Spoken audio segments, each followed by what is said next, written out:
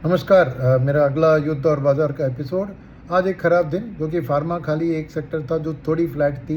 बाकी ज़्यादातर सभी सेक्टर्स में पिटाई हुई और निफ्टी का 1% गिरावट था, मिड कैप का 1.4% और स्मॉल कैप और माइक्रो कैप का ऑलमोस्ट 2% की गिरावट थी, राइट। मगर ख़ास बात क्या है कि ये एफ आई ड्रिवन नहीं था आज, क्योंकि एफ ने आज 5,500 करोड़ बेचा। उस दिन तो उन्होंने 9,000 बेचा था और उनकी एट पार है, क्योंकि 10 दिन में उन्होंने कुछ 35-40 हज़ार करोड़ बेचे होंगे, तो उसी हिसाब से कर रहे थे। तो उन्होंने पैनिक नहीं किया। वो इंडिया का उनका नेगेटिव व्यू है, उसके ऊपर उन्होंने स्टडी सेलिंग रखा है और डीआईएस ने उसको मैच करने की कोशिश की, जो हर रोज़ करते हैं।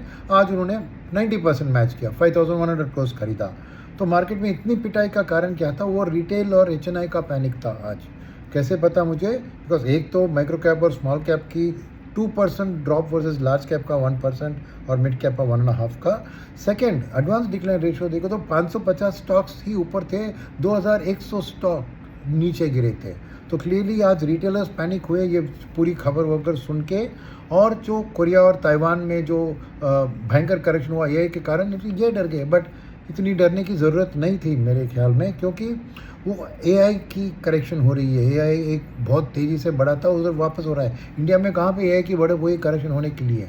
तो एफआईएस ने बिकवाली की, जो उनकी एक नेगेटिव अप्रोच है, क्योंकि तेल आज 94 टू 98 में घूम रहा था और फाइनली एंड हुआ 94 के करीब। तो उतना जियोपॉलिटिक्स में कोई ख़राब चीज़ नहीं था तेल के दाम में।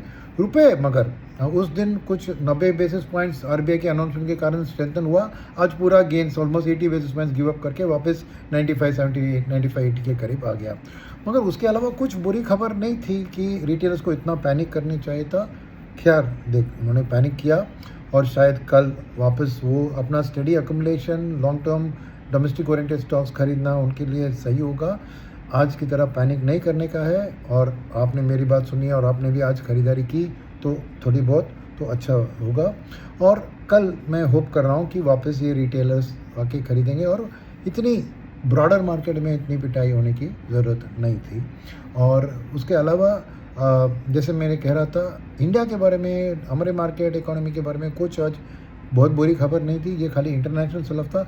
एक डर था रिटेलर्स के पास कि अमेरिका में इंटरेस्ट रेट्स बढ़ रहे हैं, फेड की रेट हाइक की बात हो रही है, तो शायद एफआईएस निकालेंगे करके वो डर के मारे उन्होंने निकल दिया। पर सत्यात में नहीं हुआ। एफआईएस ने फ्राइडे को 9,000 बेचा, आज 10-15 थोड़ी बेचा। तो ये बात मन में रखना चाहिए और होपफुली कल वापस आएंगे। गिफ्ट निफ्टी भी अभी फ्लैट पॉजिटिव दिख रहा है। तो मिलते हैं कल।